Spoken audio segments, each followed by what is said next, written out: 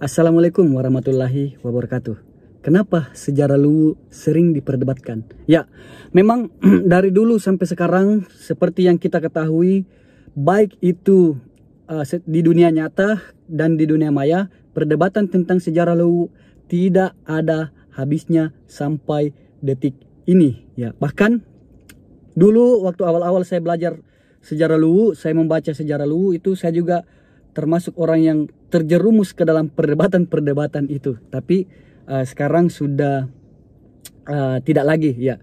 Dulu waktu awal-awal, kenapa? Karena yang saya baca, kemudian tiba-tiba saya buka medsos, wah banyak yang beda ternyata dari apa yang referensi saya dengan referensi orang-orang yang di medsos itu ternyata berbeda. Ya, bahkan ada yang bedanya jauh sekali. Ya, baik dari segi tempat maupun dari segi peristiwa. Ya, memang sejarah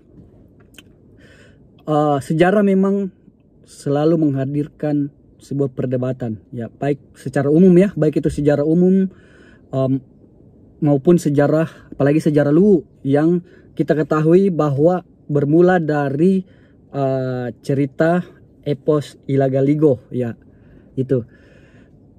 Apalagi jika kita melihat atau membaca, mendengar kisah dari Ilaga Ligo, seperti ya bisa dibilang tidak nyata lah di saat-saat sekarang ini. Ya, kenapa? Karena ya ada dunia atas, dunia tengah, dan dunia bawah. Orang bisa hidup di langit, di bumi, dan di laut.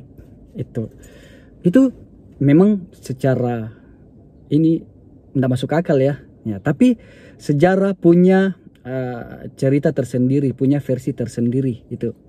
Ya, sejarah Luwu termasuk Ilaga Ligo dan lain-lain sebagainya, ya memang menghadirkan perdebatan di manapun ya, baik secara forum dunia maya maupun forum di dunia nyata. Itu tidak bisa kita hindarkan memang ya. Biarlah sejarah Luwu itu bekerja dengan sendirinya, menemukan dirinya sendiri ya lewat perdebatan-perdebatan yang di medsos ya. Saya perhatikan referensi-referensi masing-masing kuat ya dari beberapa orang yang berargumen di media sosial maupun secara nyata ya. Tapi selama ini ya saya pernah diskusi langsung ya, maupun di dunia maya, tapi lebih banyak mengikuti di dunia maya. Itu mereka masing-masing memiliki versi tersendiri, referensi tersendiri yang kalau kita baca juga ya masuk akal juga. Maksudnya entah mana yang benar itu. Bukan cuman satu dua versi, bahkan lebih dari itu. Versinya berbeda-beda. Makanya di video-video YouTube saya tentang sejarah Luwu itu dipenuhi oleh komentar-komentar yang berbeda referensi. Itu ada yang mengatakan ini mengada-ada, ini tidak ada sejarahnya seperti ini, tidak ada buktinya, tidak ada dasarnya, menyesatkan dan lain-lain sebagainya. Oh, tunggu dulu, saya bikin konten itu ya saya punya referensi, tidak asal-asalan juga itu.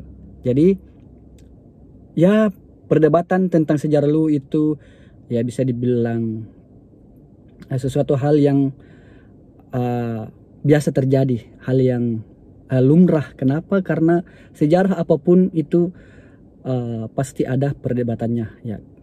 Itu.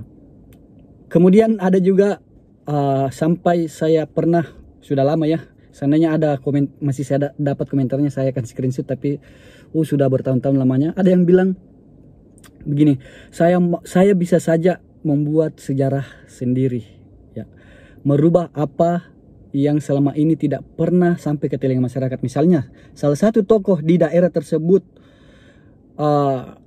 tidak memiliki referensi, tidak memiliki istilahnya bukti ya, baik secara literatur maupun secara tertulis maupun secara lisan. Itu ceritanya orang-orang di kampung tersebut tidak tahu, padahal mereka bilang bahwa ini adalah seorang pahlawan ya, seorang yang berjasa untuk kampung kita, tapi mereka tidak tahu asal usul mereka dari mana. Nah, itu bisa dibuatkan sejarah tersendiri ya, bahwa bagaimana kalau kita bilang saja, buat saja cerita ya, bilang bahwa oh dia berasal dari sini, dia berasal dari sini, kemudian dia menolong kita dari kesengsaraan dan lain-lain sebagainya, dia membangun kampung kita ini.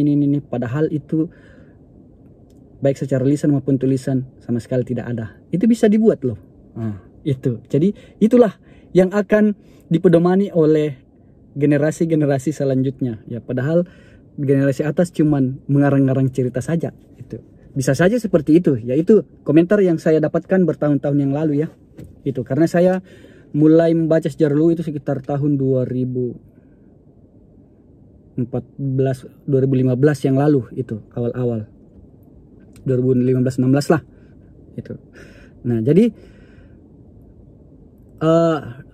kenapa masih banyak yang berdebat? Ya, karena masing-masing mempertahankan argumennya ya. Sementara argumen yang lain dibilang tidak masuk akal dan tidak sesuai dengan sejarah. Ya, itu menurut mereka. Itu padahal kita memiliki referensi masing-masing. Ya, seperti yang konten-konten yang saya bikin itu, saya punya referensi loh. Itu. Saya punya bukunya. Itu. Saya punya dasarnya.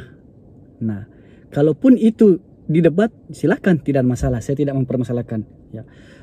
Mau dibilang menyesatkan juga, ya saya bilang tidak. Kenapa? Karena referensi saya anggap jelas. Ya. Dan itu sudah diresmikan sebagai buku Tanah Luwu. Itu karya-karya dari Edward Anwar. Ya. Ensiklopedia Sejarah Luwu itulah yang banyak yang saya jadikan konten, dan saya juga sudah minta izin kepada penulisnya, dan itu dilakukan lama loh dibikin buku itu ya.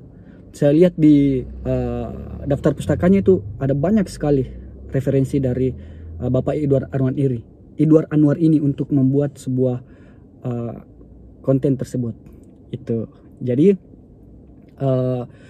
untuk kita semua, kalian semua ya, sejarah Luwu itu memang luar biasa, sangat-sangat luas, sangat-sangat kompleks, dimana bukan cuma membahas tentang Luwu saja, tapi sampai di luar daerah. Itu luar daerah. Tapi dari kebesaran Luwu ini memang banyak mengundang perdebatan. Kenapa? Karena ya seperti yang kita ketahui, versi di sana sini ada banyak. Itu ada yang menganggap bahwa oh ini saya yang paling benar, padahal ada referensi lain juga. Itu jadi ya, berdebat boleh, berdiskusi boleh, tapi secara sehat ya. Ini saya masih bahas tentang sejarah Luwu selanjutnya, tapi sudah 8 menit. Oke, kita cukup sampai sini saja. Oke, nanti kita akan buat pendapat-pendapat yang lainnya. Ini video ini menurut pendapat saya pribadi ya. Kalau ada pendapat lain ya silakan, monggo, itu urusan kalian ya.